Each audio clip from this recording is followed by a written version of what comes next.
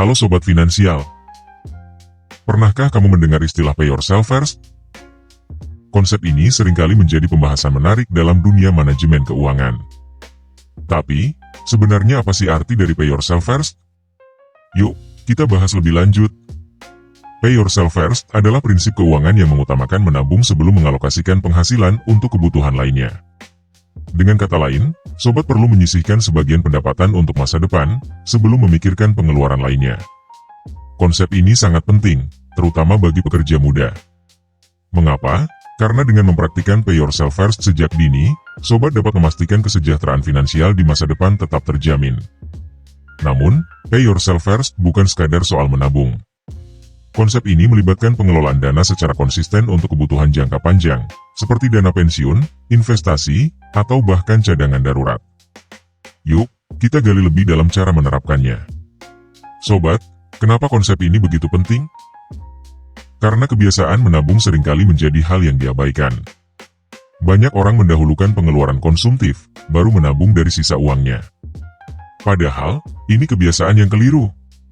Dengan menerapkan pay yourself first, sobat memastikan kebutuhan masa depan menjadi prioritas utama. Ini membantu sobat mencapai kebebasan finansial tanpa harus khawatir di kemudian hari. Lantas, apa saja langkah pertama untuk mulai menerapkan konsep ini? Pertama-tama, sobat perlu membagi pengeluaran bulanan menjadi dua kategori utama, pengeluaran wajib dan pengeluaran tambahan. Pengeluaran wajib mencakup kebutuhan seperti tagihan listrik, air, biaya makanan, dan cicilan rumah. Sedangkan pengeluaran tambahan meliputi keperluan hiburan, seperti liburan, belanja pakaian, atau hobi. Kunci sukses dalam pay yourself first adalah memasukkan dana tabungan ke dalam kategori pengeluaran wajib. Dengan cara ini, sobat akan lebih disiplin dalam menabung. Langkah berikutnya adalah menyisihkan dana untuk membayar utang terlebih dahulu. Utang dengan bunga tinggi bisa menjadi beban besar jika tidak segera dilunasi. Jadi, prioritas utama adalah melunasi tanggungan tersebut. Sobat juga perlu memisahkan dana untuk kebutuhan sehari-hari dan tabungan. Jangan sampai dana tabungan terganggu oleh pengeluaran lainnya. Ini penting agar sobat tetap konsisten menabung. Bagaimana jika penghasilan sobat terbatas? Jangan khawatir. Mulailah dengan menyisihkan jumlah kecil, misalnya 10% hingga 30% dari penghasilan. Yang terpenting adalah konsistensi. Tahukah sobat, banyak bank kini menyediakan fitur menabung otomatis. Fitur ini sangat membantu untuk memastikan dana tabungan langsung dialokasikan setiap kali menerima gaji. Fitur menabung otomatis ini memungkinkan sobat untuk mengatur transfer otomatis dari rekening gaji ke rekening tabungan. Jadi, sobat tidak perlu khawatir lupa menabung. Selain itu, penting juga untuk menetapkan tujuan finansial yang jelas. Misalnya, apakah sobat ingin membeli rumah, mempersiapkan dana pensiun, atau mungkin mendanai pendidikan anak di masa depan? Dengan tujuan yang jelas, sobat akan lebih termotivasi untuk konsisten menabung. Ini juga membantu sobat dalam menentukan berapa besar dana yang perlu disisihkan setiap bulan. Sobat, jangan lupa bahwa pay yourself first juga mencakup investasi.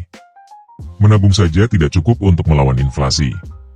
Pilih instrumen investasi yang sesuai dengan profil risiko dan tujuan finansial sobat. Beberapa opsi investasi yang bisa dipertimbangkan adalah reksadana, saham, atau emas.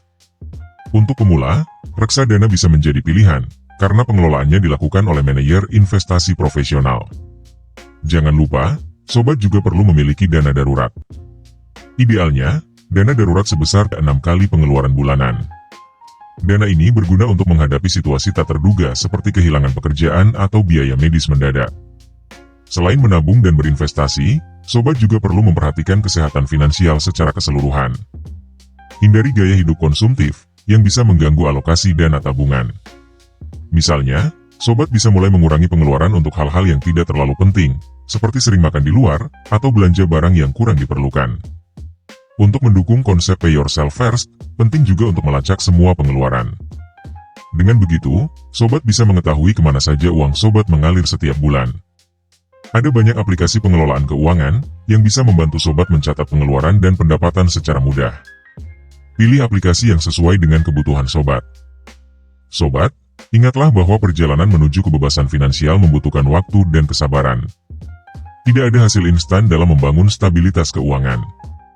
Yang terpenting adalah sobat terus konsisten menerapkan pay yourself first dan mengelola keuangan dengan bijak. Dalam jangka panjang, usaha ini pasti akan membuahkan hasil. Jika sobat merasa kesulitan untuk memulai, jangan ragu untuk berkonsultasi dengan perencana keuangan profesional. Mereka bisa membantu sobat merancang strategi yang sesuai dengan kondisi keuangan sobat. Selain finansial, sobat juga perlu memperhatikan kesehatan fisik dan mental. Kesejahteraan finansial tidak ada artinya jika tubuh dan pikiran sobat tidak sehat. Jadi, jangan lupa untuk menjaga pola makan, rutin berolahraga, dan beristirahat yang cukup. Dengan begitu, sobat bisa menikmati hasil jerih payah sobat di masa depan dengan penuh kebahagiaan. Sobat, pay yourself first adalah langkah awal menuju masa depan yang lebih cerah. Dengan disiplin dan konsistensi, sobat bisa mencapai kebebasan finansial dan menjalani hidup tanpa beban. Sekian dulu pembahasan kita kali ini tentang konsep pay yourself first. Jika sobat merasa video ini bermanfaat, jangan lupa untuk like, share, dan subscribe.